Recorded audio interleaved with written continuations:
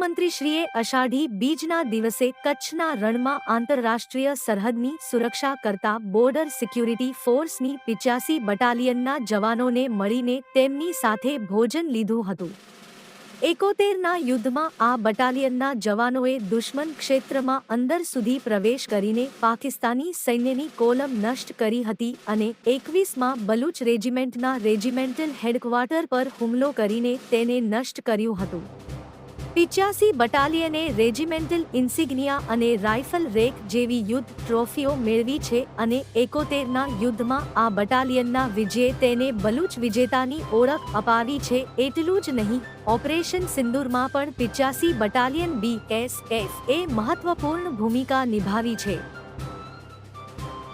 મુખ્યમંત્રીશ્રીએ દેશની સીમાની સુરક્ષા કરતાના આ જવાનો સાથે સંવાદ ગોષ્ઠી પણ કરી હતી અને રણની વિષમ પરિસ્થિતિમાં પણ દેશની સરહદના સંત્રી તરીકે ખડે પગે રહેવાની ફરજ નિષ્ઠાની પ્રશંસા કરી હતી। મુખ્યમંત્રીશ્રીએ જવાનોને સંબોધન કરતા જણાવ્યું કે ઓપરેશન સિંદૂરની સફળતામાં જવાનોએ દેશ પ્રત્યેના ઉત્તમ સમર્પણનું ઉદાહરણ પૂરું પાડ્યું છે। તેમણે જવાનોના આ અદમ્ય સાહસને બિરદાવ્યું હતું। ગુજરાત ફ્રન્ટિયરના આઈ.જી. શ્રી અભિષેક પાઠકે સ્વાગત પ્રવચન કરીને ભુજમાં રેઝિંગ ડે પરેડની ઉજવણી કરાશે તેવી જાહેરાત કરી હતી।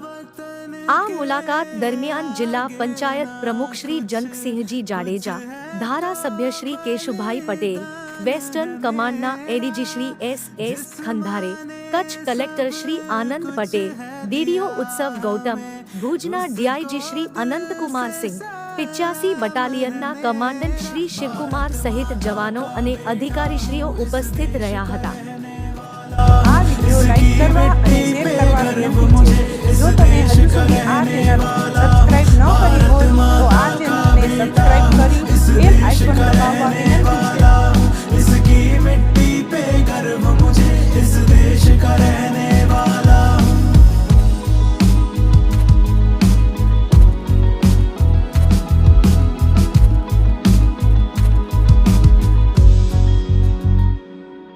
तेरे नाम का चोला पहनूं, घूमूं मैं सारे जग में, ना मेरा